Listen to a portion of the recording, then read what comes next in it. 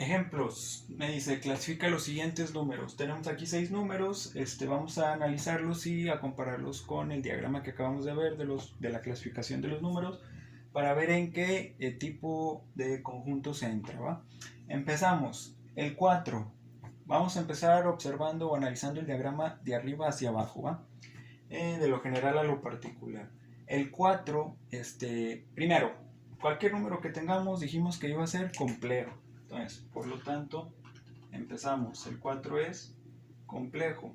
Por ahí a lo mejor en los ejemplos que explicamos anteriormente dijimos que un número complejo era aquel que tenía, por ejemplo, parte real y parte imaginaria.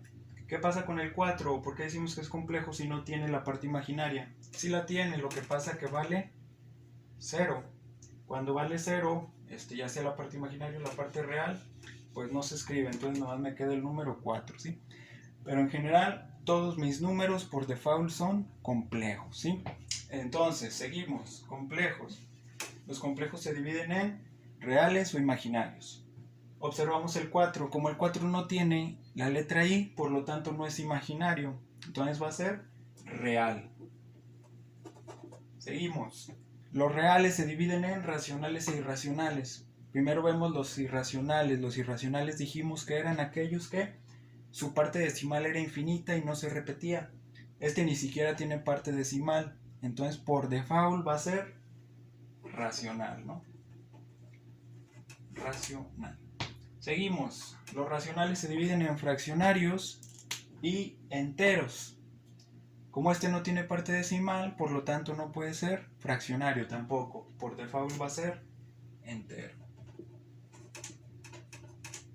Seguimos. Los enteros se dividían en naturales, en el 0 y negativos.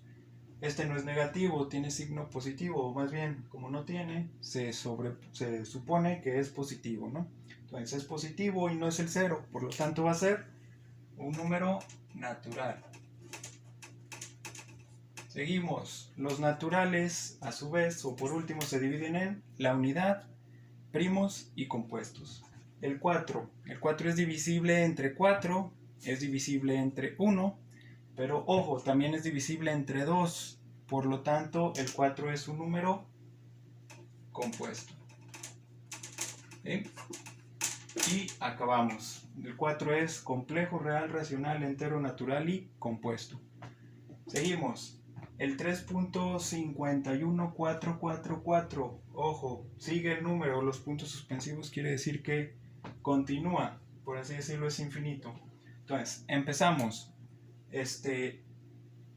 Dijimos que todo número es complejo, ¿sí?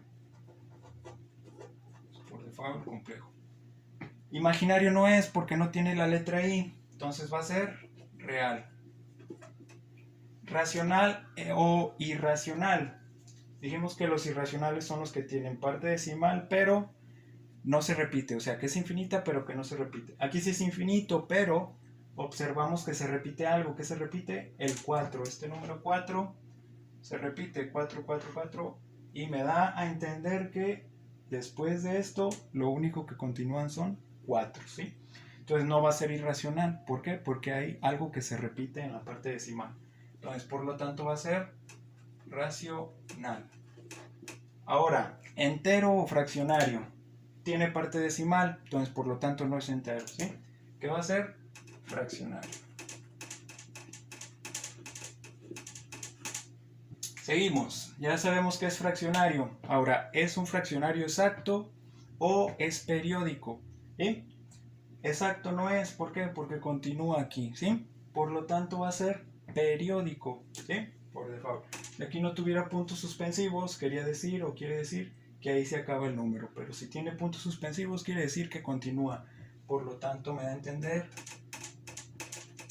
que va a ser infinita la parte decimal, por lo tanto va a ser periódico. Y por último, había dos tipos de números periódicos, el puro o el mixto. El puro era cuando la parte decimal era exactamente la misma parte que se repetía. Y el mixto era aquel que tenía una parte que se repetía y otra parte que no se repetía. Aquí podemos observar que la parte que se repite es el 4, ¿no?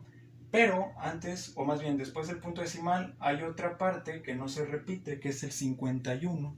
Entonces, por lo tanto, este va a ser un periódico mixto. Entonces, el número 3.51444, etcétera, es complejo, real, racional, fraccionario, periódico y mixto.